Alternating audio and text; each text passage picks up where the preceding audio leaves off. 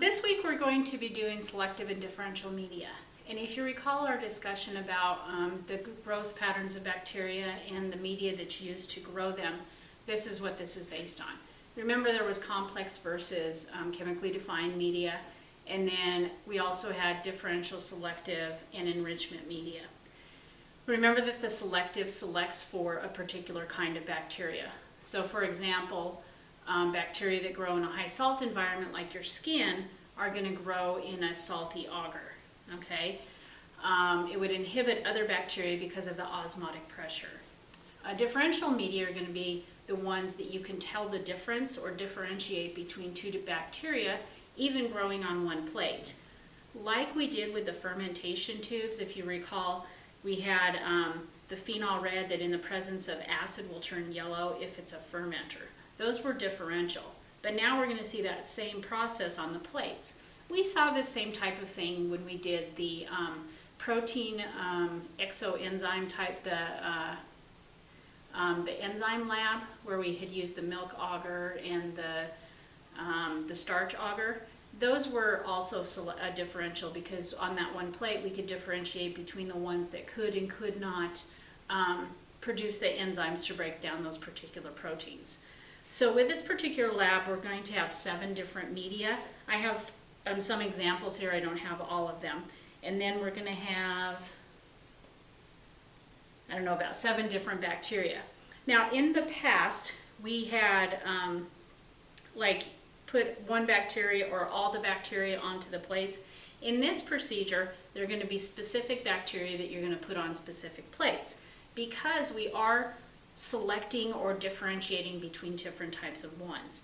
So, for example, the mannitol salt, which is going to be this red agar, it has mannitol, which is a sugar, and the skin bacteria will grow on it because they like salt, so that's the salt part of it. But you can differentiate between different species of Staphylococcus based on the fact of whether or not they ferment sugars. Other ones like the eosin methylene blue one is going to be used to distinguish between different kinds of intestinal bacteria, whether or not they ferment lactose or whether or not they ferment, lactose was correct. And they're going to have a particular color of the actual colonies. It's going to be kind of cool, like E. coli should show up with a blue-black metallic green appearance, okay? So for these, there's lots of different colors of media that we're going to use. I like this one the best, the purple one. We'll have blood agar, which is also a differential type of media, but it's also enriched, okay, with the nutrients, of course, that are in the blood. With the blood agar, it's going to differentiate between different types of streptococcus, like you would have in your throat. It's going to look at different hemolysis patterns. Remember that hemolysis, lysis means to split, hemo refers to blood. So if a bacteria has the ability to lyse red blood cells, it's going to show a particular pattern on the media. And what that means is you're going to be looking at alpha versus beta hemolysis. Gamma kind of means no hemolysis. Recall that when you get a bruise, as it starts to heal, you'll start seeing a greening color, and that's the body breaking the blood down to the bilirubin and things like that. Well, with alpha hemolysis, that means the bacteria partially breaks down the red blood cells, so you'll actually see a greening of the media.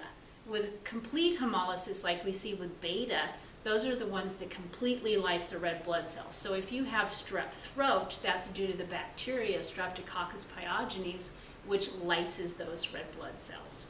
So that's differential. So once again, we're going to have 7 types, and then we're going to be looking at the different bacteria. Now with this particular lab, make sure you pay close attention to the procedure itself because you're not putting all the bacteria on all the plates. So every group will have a set of plates and a set of all the bacteria.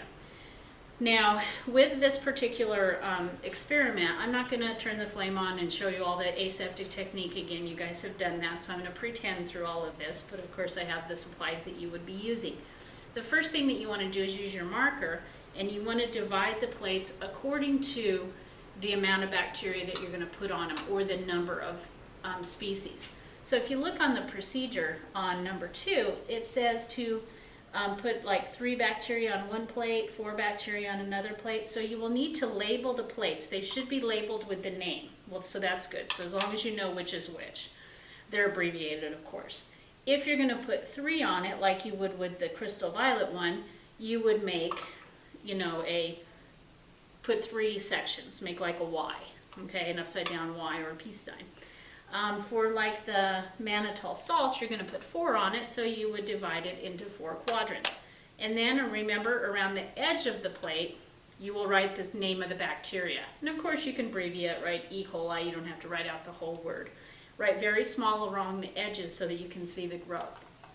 The other thing that's going to be different about this, in previous labs we have taken our loop and gotten the bacteria and we've spread it along the plate. This one, you want to make one single streak mark in the middle of that section, maybe a little bit toward the edge, but kind of in the middle to where it's not going to run into another section. You can see that demonstrated on the top of the page. So when you go and you use your aseptic technique and you flamed your loop and you flame the top of your tube and you have not done what I just did, that's sterile. Okay, yes, try not to throw your culture across the room.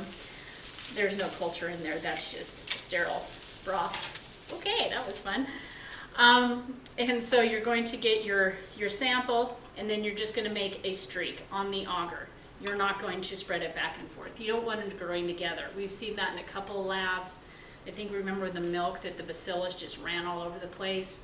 With the yeast, we noticed them kind of coming together. So we don't want that to occur, so a single streak is all you need. You're going to do that exact same procedure with all of the different plates, putting the bacteria that it says on it. The one plate that's going to be different is the blood agar.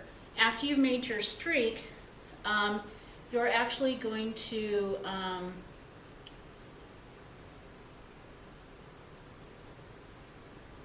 you're going to stab it a little bit. And what that means is after you've put the bacteria on there, you're going to flame your loop and then you're going to literally just scrape into the agar, like using the edge of the loop, because you want it to kind of go down into the blood agar. So all these times that I've said be gentle, don't crack the agar, in this case you're actually going to scrape it a little bit, because to see that hemolysis pattern, it's good to have the bacteria kind of grow down into it. You only do that with the blood agar. Now in the lab manual, I do not see, in the actual procedure of putting the bacteria on the plates, I do not see the eosin methylene blue one, okay? What bacteria to put on it. But since it selects and differentiates, selects for intestinal bacteria and differentiates between them, let's go ahead for the plate for the eosin blue, our methylene blue agar. Let's divide it into thirds, and in one section you're going to put E. coli, in another section you're going to put Enterobacter aerogenes, and in this third section put that Salmonella typhi murium. Okay, so that'll be the 3 that would be associated with the intestine. So let's go ahead and put those 3 on there. So that'll cover all the plates. That one I don't see in the actual lab manual. And then in the second lab, you're going to be just reading a ton of results. So you have every plate, and each plate is going to have a different type of result. One, like the mannitol salt, will show growth and fermentation. For the crystal violet, it's more of a selective, so you're looking for just growth, okay?